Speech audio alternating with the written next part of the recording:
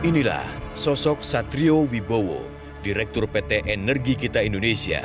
Saat pengadaan darurat APD COVID-19 tahun 2020 lalu, ia kerap malang melintang di beberapa pemberitaan media. Sosok yang baru menginjak usia 38 tahun di Januari 2024 ini menyebut dirinya sebagai pengusaha nasional muda, peduli, dan penggalang APD COVID-19. Namun realitas mendapat fakta sebaliknya. Berdasarkan data administrasi hukum umum, terpampang jelas kejanggalan demi kejanggalan.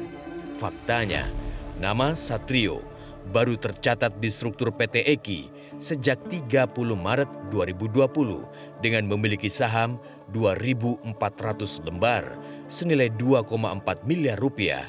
Namun anehnya, Satrio sudah menaikkan surat pemesanan APD dengan Kemenkes tanggal 28 Maret 2020. Menjadi tanda tanya besar atas dasar apa dia menaikkan surat pemesanan saat itu. Celakanya, meski mengaku dikontrak eksklusif oleh PT PPM sebagai pemasok APD, nyatanya PT EKI tidak punya izin penyalur alat kesehatan. LKPP menengarai kerjasama PT PPM dan PT EKI hanyalah modus perburuan rente proyek belaka. Perusahaan yang PTE tadi itu nggak punya izin mengedarkan alkes, gitu loh. Harusnya tidak boleh terlibat. Kalau memang benar ya PTE tadi tidak punya izin mengedarkan alat kesehatan, itu melanggar undang-undang kesehatan, gitu loh. Harusnya benar teken dengan yang punya izin, gitu loh. Nggak perlu ngelibatin orang lain. Nah, di praktek ya yang kita temukan ini katanya hukum kebiasaan. Pinjem bendera itu ongkosnya 30%. Jadi perusahaan yang gua pinjem itu, itu lu nggak usah kerja, gua kasih 30%. Nah sisanya saya yang mikirin, gitu. Saya yang mikirin. Nah, kita sudah wanti-wanti ke waktu kita diundang Kadin, asosiasi perusahaan itu ya. Jangan mau lu dipinjam bendera. Karena risikonya melekat di kamu. Nanti perusahaanmu di blacklist. Yang tanda tangan kontrak kan tetap direktur perusahaan yang gua pinjam tuh. Dia yang digantung pasti nanti. Dia yang disuruh dimintain pertanggungjawaban. Berdasarkan data AHU, realitas juga mendapati fakta menarik lainnya. Patut diduga PT EKI adalah gerbong dari pengusaha dan politisi. Berbarengan dengan Satrio Wibowo masuk 30 Maret 2020, bergabung Fauzan Fadel Muhammad dan Gede Sumarjaya. Fauzan adalah anak dari Fadel Muhammad, mantan Menteri Kelautan dan Perikanan yang juga politisi senior Partai Golongan Karya. Sejak tahun 2019, Fadel Muhammad menjabat Wakil Ketua MPR RI. Sementara Gede Sumarjaya juga politisi kawakan dari Partai Golkar. Ia sudah 4 periode menduduki kursi DPR sejak tahun 2004 hingga kini. Di PT EKI, Gede Sumarjaya didapuk sebagai komisaris hingga 5 Juni 2020. Selanjutnya, posisinya digantikan oleh anaknya, Agung Bagus Pratiksa Linggih, yang juga kader Partai Pohon Beringin. 11 Desember lalu, anggota Komisi 6 DPR ini juga sudah diperiksa oleh KPK. Realitas meminta konfirmasi ke Gede Sumarjaya. Izin Pak, saya mau nanya yang terkait Bapak waktu itu pernah jadi komisaris di PT EKI ya Pak? Iya.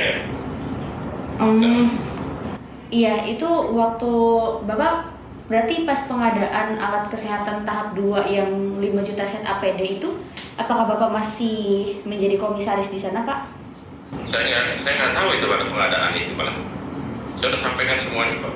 Keterangan itu saya nggak tahu, dan saya nggak tahu itu APD karena itu kan saya cuma sebulan di situ. Tapi waktu Bapak jadi komisaris, berarti Pak Satrio Wibowo masih jadi direkturnya tuh ya Pak ya?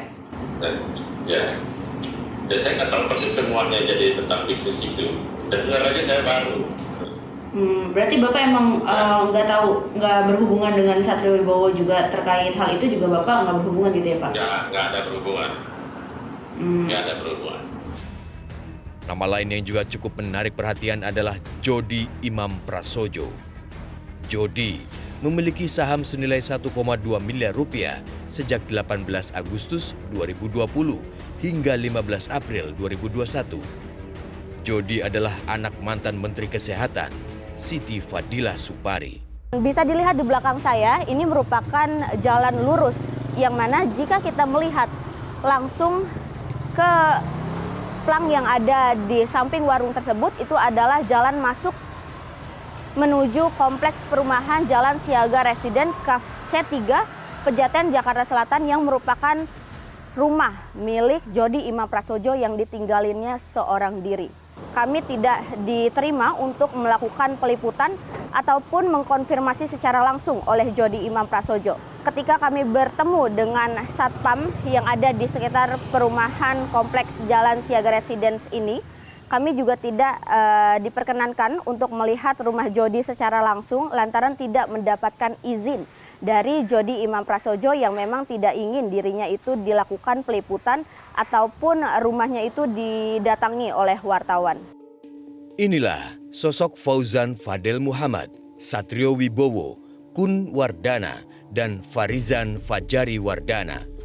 Mereka jajaran komisaris dan direktur PT Energi Kita Indonesia sejak Juli 2020 hingga April 2021. Kun Wardana bersama 2 orang anaknya menjabat direktur PT EKI. Namun setelah April 2021 hanya tersisa Kun Wardana dan hingga kini Kun Wardana masih memiliki saham sebesar 1,8 miliar rupiah di PT EKI.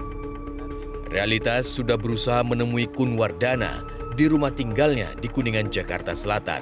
Namun Kun menolak diwawancarai maupun ditemui.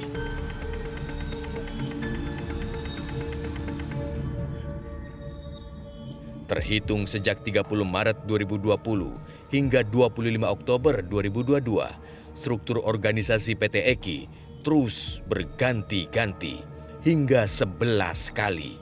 Namun nama Satrio Wibowo terus bertengger. Hanya dalam 2 bulan, sejak Maret hingga Mei 2020, kepemilikan saham Satrio bahkan melejit dari 2,4 miliar menjadi 10,8 miliar rupiah. Kuat diduga, proyek pengadaan APD saat pandemi jadi ajang bagi-bagi jatah segelintir kelompok kepentingan. Cukup bermodal KTBLC dan sedikit polesan bualan, proyek triliunan rupiah hinggap di genggaman tangan. Pemangku kebijakan ini memanfaatkan situasi tersebut, begitu kan? Artinya ada yang melihat darurat dan ada yang memanfaatkan. Karena apa? Kewenangan diskresi ini tidak diikuti dengan kewenangan-kewenangan yang bisa mengikat. Jelajahi cara baru mendapatkan informasi. Download Metro TV Extend sekarang.